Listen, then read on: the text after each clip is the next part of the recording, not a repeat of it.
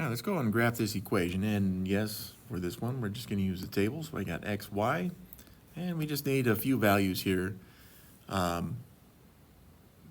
make this graph. Now I'm going to start right at 0. We'll go another 2 values there.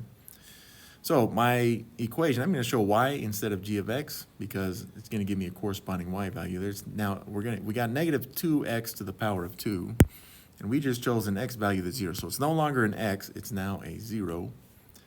And this, of course, is going to give us a y value that's 0. How do I know that? Well, I know 0 times 0 is 0, and anything times 0 is 0. But you don't have to know all that information if you just plug this into the calculator exactly like I have it written right there.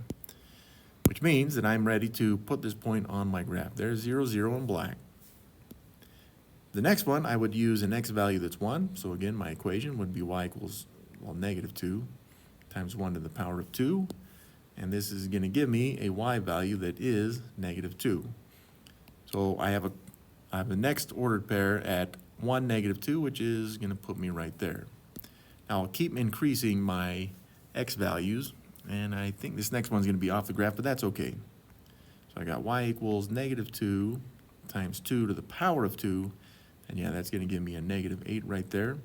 Again, if you're not sure how that happens, just plug it into a calculator, which is what I recommend doing. Now that would be off my graph. It would be further down there, right? Which means that we're already off the graph going to the right, and that means that I need to go into my negatives.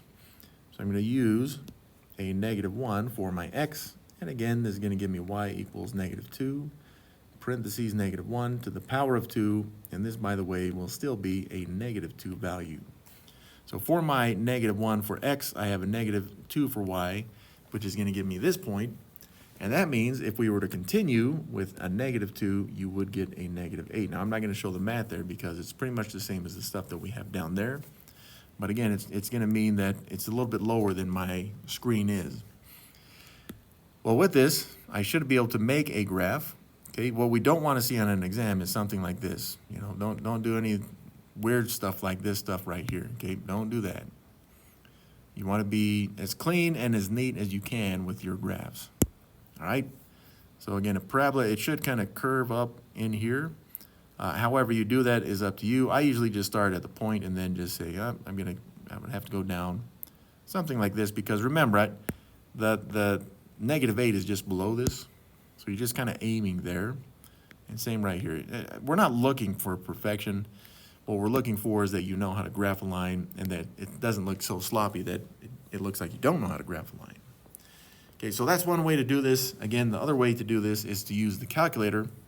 And this is the button progression for the calculator. So the first button you're going to push is table, which is 3 buttons above the 9 button, at least if you're using the TI-30XS multi-view, which I am. Now that's going to pull up the screen, which is going to say y equals. Well, now you're going to push negative 2. Now the X button is 1 button to the left of 4. So it's just the X button. It's got a bunch of other letters there. X, and then you're going to push because we want the power of 2.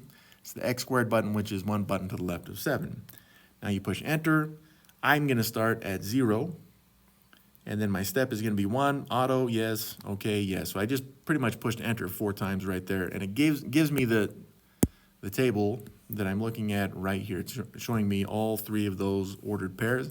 I can go up, which is going to show me this one. And if I continue to go up, it's going to show these. Other values, if I go up, negative 3, negative 18, negative 4, negative 32.